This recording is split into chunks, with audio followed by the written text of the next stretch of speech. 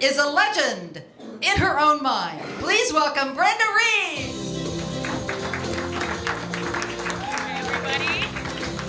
Hi, everybody.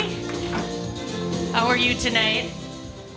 Good. Thank you. Before I forget, thank you for coming out tonight so much. We here at Stir Fry.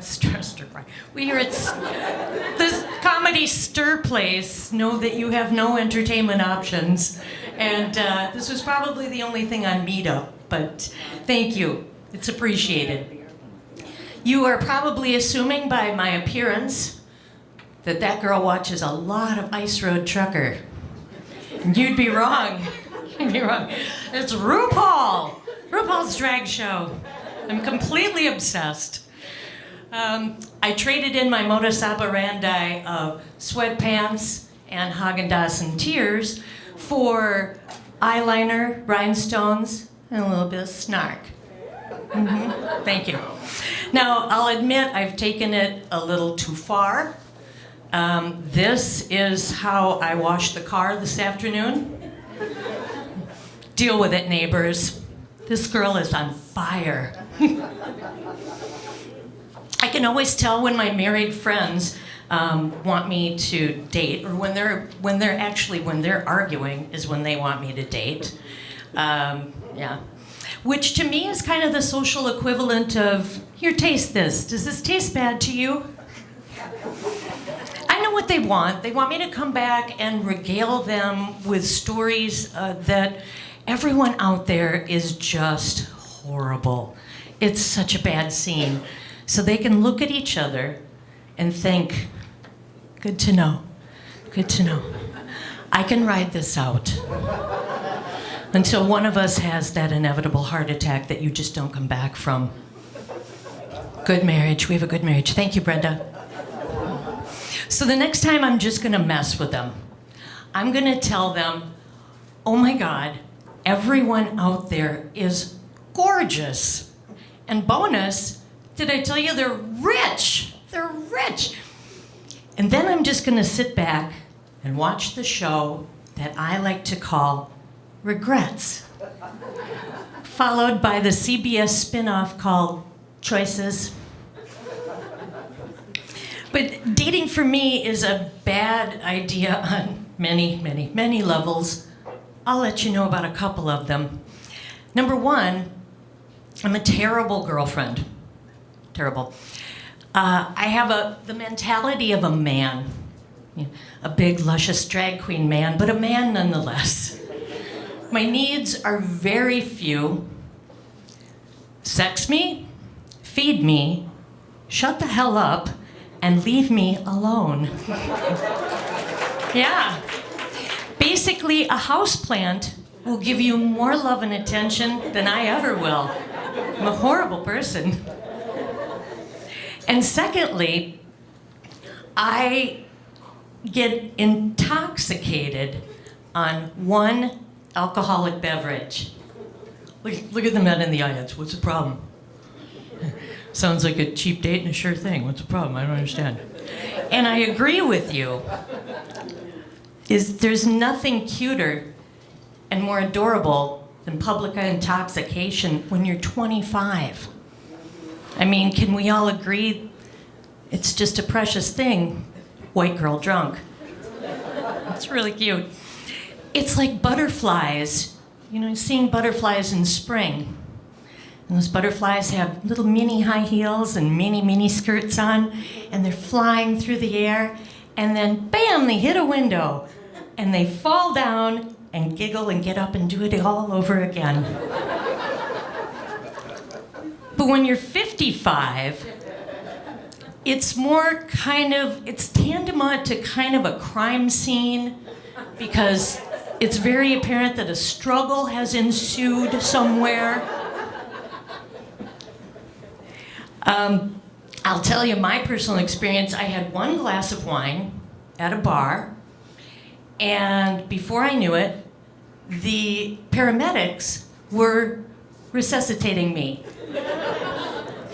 Evidently, I had fallen off the bar stool, and that caused some concern for my fellow bar patrons. So I know I'm okay. So I'm trying to tell them, but I'm still inebriated. So it came out, I know I'm fine. So I came out, I'm fine. I'm fine. It's like an allergic reaction to alcohol, but sometimes I like to test that theory. And they're like, all right, fine, ma'am. But we need to take some vitals. And I'm like, all right, fine. So he's trying to take my heart rate. And in my mind, I'm like, oh, obviously, here comes the flirting. So I try to act all cute and coy, and I'm like, no, stop it. We just met, and that tickles. Then I notice how cute he is. I know, and I get incredibly horny, and I decide to tell him how hot he is. I'm like, you're so hot. And just in case he didn't get the message, I thought I'd wink and do an audible and a finger bang. And it came out something like this. It was like, you're so hot. Now, obviously, the man is completely repulsed by me at this point. I sense that, and I spend the rest of the evening in the corner crying, going, why didn't the paramedic man love me?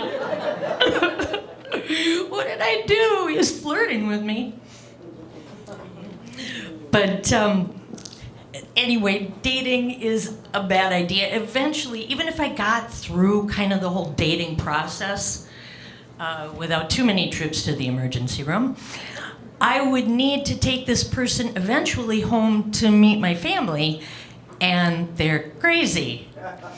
I have a sociopathic brother who hates me, and not in a sibling rivalry kind of way, in more of a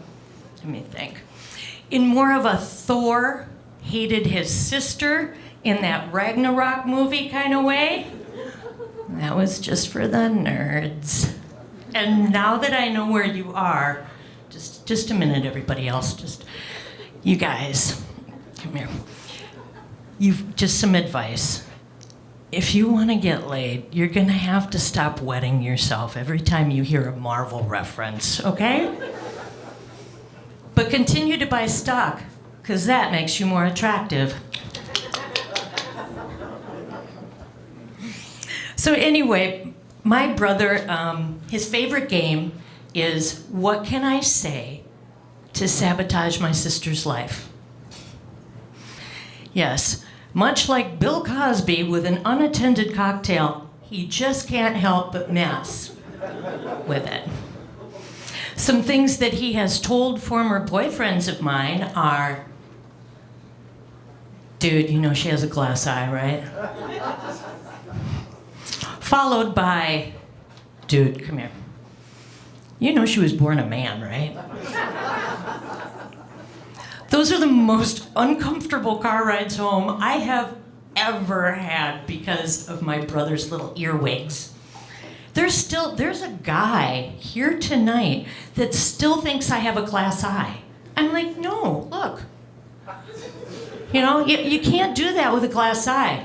I don't know, Brenda. All right.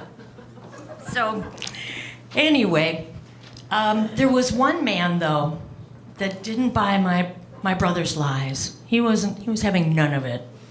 And we got married in 1985. And in 1990, he was gay.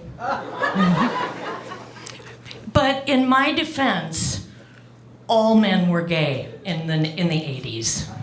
Yeah, it was a thing. Look it up. Look it up. Now, women that dated and married gay men back then were referred to as beards.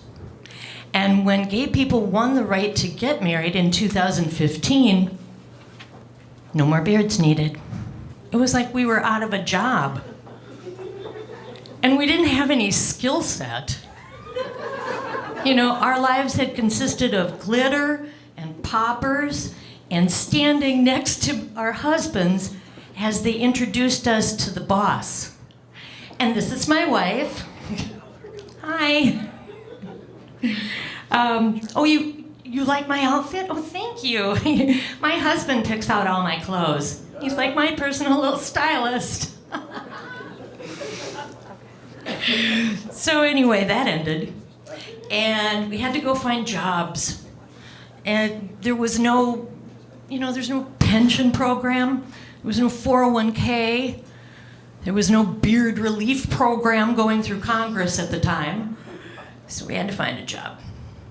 And the only job I could find was part of the cleanup crew at the Happy Endings massage parlor just down the street. So if I look familiar to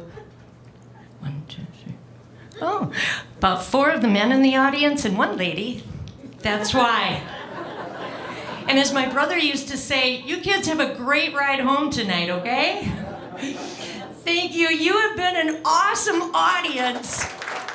I haven't been out of the house for a year, and you just made it super fun. Thank you.